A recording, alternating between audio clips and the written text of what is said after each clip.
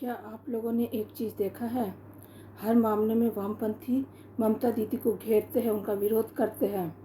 लेकिन महुआ मोइत्रो मामले में इतना बड़ा मामला हाथ आने के बावजूद वो ममता दीदी को घेर नहीं रहे हैं, उल्टा वो बीजेपी आरएसएस को ही घेर रहे हैं।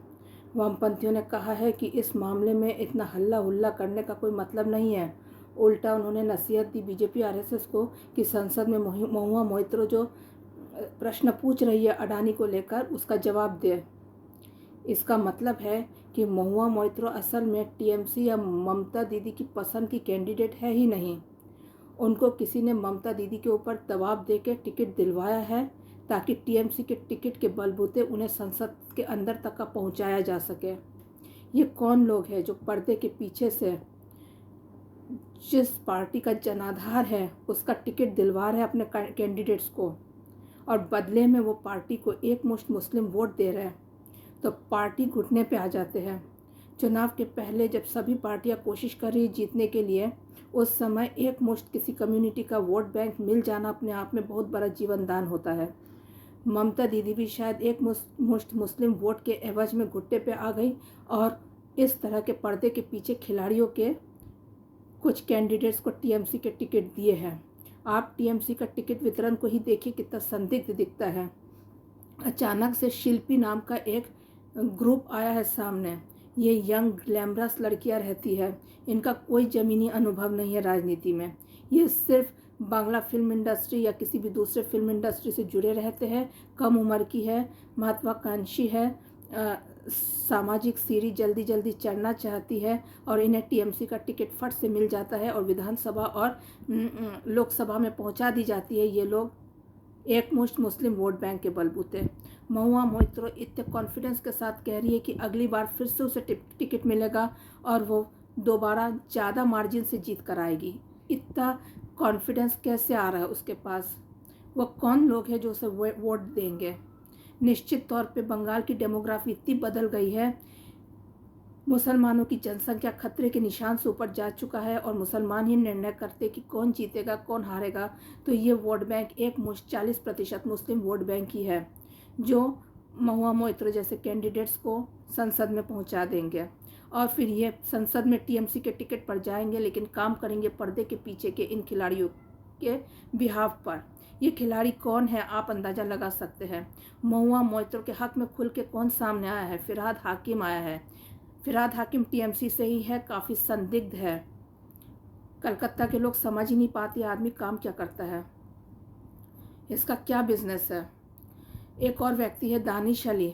दानिश अली को बीएसपी ने टिकट दिया जरूर है, लेकिन मुझे आशा ही नहीं पूरा विश्वास है मायावती जी का जो भी ट्रैक रिकॉर्ड देखा है अब तक का, कि अगर उन्हें लगे कि दानिश अली संदिग्ध है वे शायद उनको टिकट ना दे। लेकिन मायावती भी निर्भरशील है मुस्लिम वोट बैंक के ऊपर। मुसलमानों की जनसंख्या खतरे के निशान से ऊपर जा चुका है और हर पार्टी बीजेपी आरएसएस भी उनके ऊपर निर्भरशील हो चली है सत्ता में आने के लिए, उनके वोट बैंक के ऊपर।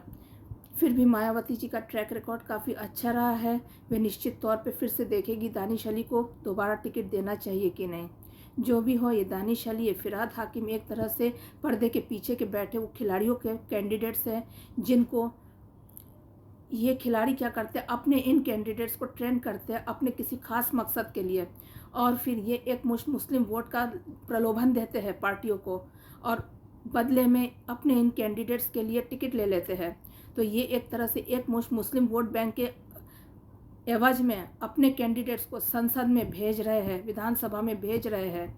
तो एक तरह से ये लोग अगर आतंकवादी विचारधारा के हैं तो इनको फिर जो पार्लियामेंट अटैक हुआ था उसकी तर्ज पे बाहर से अटैक करने की ज़रूरत नहीं पड़ेगी। ये अपने एक मुश्त मुस्लिम वोट बैंक के बलबूते अपने कैंडिडेट्स को जनाधार वाले पार्टियों का टिकट दिलवाकर संसद और विधानसभा में पहुंचवा देंगे और इन कैंडिडेट्स के जरिए अपनी एजेंडा को आगे करके ही हमारे गणतंत्र को सैबोटाज कर लेंगे भीतर से, पार्लियामेंट के भीतर से, विधानसभा के भीतर से।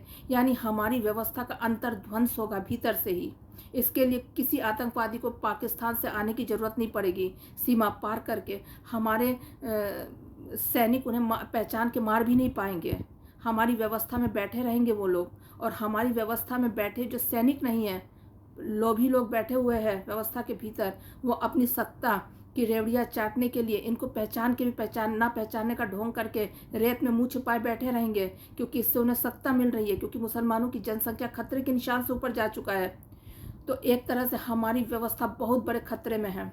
यही खिलाड़ी जो पर्दे के पीछे से एकमुश्त वोट बैंक के प्रलोभन के बदले में अपने कैंडिडेट्स को टिकट दिलवा के संसद में भेज रहे हैं, इन्हीं के तार सोनिया गांधी, राहुल गांधी के साथ भी तो जुड़ रहे हैं, क्योंकि राहुल गांधी ने ही महुआ मोइत्रो को सबसे पहले भारतीय राजनीति में प्रवेश दिलवाया। राहुल गांधी कांग्रेस का जनाधार नहीं है पश्चिम बंगाल में, इसलिए इन लोगों को लगा कि टीएमसी के टिकट पे महुआ मोइत्रो को लड़वाना सही रहेगा।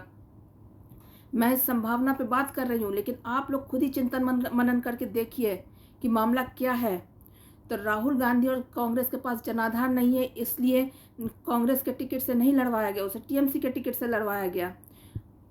राहुल गांधी को शायद पता था पर्दे के पीछे के खिलाड़ी कौन लोग हैं, इनकी मंशा क्या है, लेकिन ममता दीदी को शायद ये पता नहीं था उस समय जब ये महुआ मोइत्रो को टिकट दे रही थी।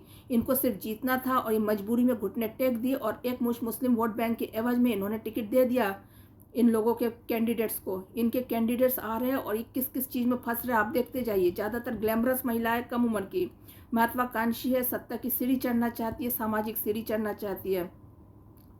मैं आगे कुछ नहीं बोलना चाहती हूँ। ये जो लोग पर्दे के पीछे जो रहते हैं, आतंकवादी विचारधारा के, जो भारतीय संसद को भीतर से अंतर्ध्वंस, सैबोटाज करना चाहते हैं, ये इन महत्वाकांक्षी महिलाओं को शायद टारगेट करते हैं, इनको बहुत फ़ायदा पहुंचाते हैं। साथ ही कुछ शॉर्टकट्स होते हैं जिनके ये वीडियो वगैरह बना के रख लेते होंगे और बदले में ये महिला मुकर ना सके आगे जाके, उसका पूरा बंदोबस्त करके रहते हैं। लेकिन साथ ही अच्छा व्यवहार और फ़ायदा पहुंचाते रहते हैं। तो इतना फ़ायदा पहुंचाते हैं कि फिर महिलाएं मुकरती भी नहीं हैं। और हमारे एजेंसीज में भी अपने लोग बिठा के रखे होंगे। अब राहुल गांधी, सोनिया गांधी के जरिए इनके तार हमारे मठ, मंदिर और अखाड़ों तक का भी जुड़ जा रहे हैं इनडायरेक्टली, बाय डिफ़ॉल्ट। हमारे मठ, मंदिर, अखाड़ों में बैठे लोग इनके साथ अपना तार जोड़ना चाहते भी कि नहीं, मैं ये नहीं कह रही हूँ, लेकिन बाय डिफ़ॉल्ट जुड़ जा रहे हैं, क्योंकि हमारे मठ, मंदिर, अखाड़ों में कुछ ऐसे लोग बैठ गए हैं जो राहुल गांधी, सोनिया गांधी के इशारे पर हिंदू, संगठित हिंदू वोट, जो कि बहुत सालों में पहली बार ऐसा हुआ है कि संगठित हुआ है हिंदू वोट, वो एक साथ बीजेपी आरएसएस को वोट देकर राम मंदिर और यूनिफॉर्म सिविल कोड पे कानून बनवा रहे हैं, राम मंदिर और धारा 370 पे कानून बनवा पा रहे हैं। तो इस संगठित वोट बैंक को तोड़ने की साजिश कर रहे हैं। वो अपना एक कोई सनातन पार्टी लॉन्च कर रहे हैं, पानी पी पी के गालियां दे रहे हैं, मोहन भागवत को मोहम्मद बुला रहे हैं, और ऐसा करके वो बीजेपी आरएसएस को गैर हिंदू दिखाने की कोशिश कर रहे हैं।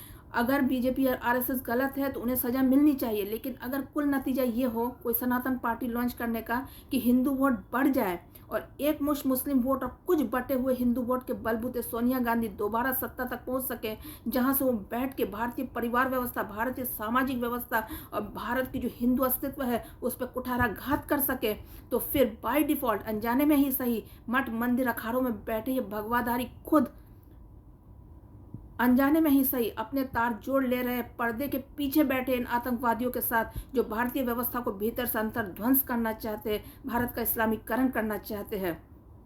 तो आप इस साजिश को अच्छे से समझिए। वामपंथियों ने हर मामले में जो ममता दीदी को घेरते हैं, इस मामले में ये चुप कैसे बैठे थे, इन्होंने कैसे कहा बीजेपी आरएसएस को कि ये हल्ला हुल्ला हो रहा है, बल्कि उल्टा महुआ मोइत्रो ने जो जरूरी सवाल पूछे अडानी पे, उनका जवाब दे बीजेपी आरएसएस। यानी ये वामपंथी पहले से ही जानते कि महुआ मोइत्रो ममता बनर्जी की कैंडिडेट है ही नहीं, ये पर्दे के पीछे बैठे उन खिलाड़ियों के कैंडिडेट हैं जिनके पास एक मुश्त मुस्लिम वोट बैंक की ताकत है। ये एक तरह से संकेत दे रहे हैं उन लोगों को कि अगर महुआ मोइत्रो को ममता दीदी पार्टी से निकाल भी दे, उसे पार्टी में उसको टिकट ना भी दे, तो ये महुआ का साथ नहीं छोड़ेंगे, ये महुआ को टिकट दे देंगे, या कम से कम टिकट ना भी दे तो उसका साथ नहीं छोड़ेंगे। और फिर अगर केस वगैरह हो, सीबीआई वगैरह हो, जब अदालत में जाएंगे तो जुडिशरी में बैठे वामपंथी एजेंटों के जरिए महुआ मोइत्रो को बचा लिया जाएगा। यानी इन वामपंथियों के तार सीधे सीधे पर्दे के पीछे बैठे इन खिलाड़ियों के साथ जुड़ रहे हैं, जो अपने एक मुश्त मुस्लिम वोट बैंक के बलबूते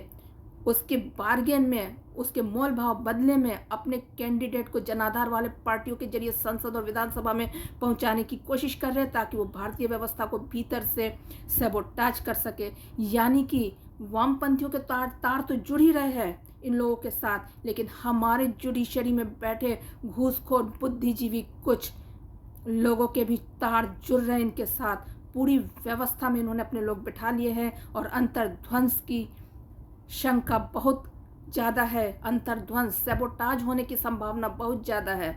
राष्ट्र चिंतन मनन करे और सचेत हो जाए। वंदे मातरम।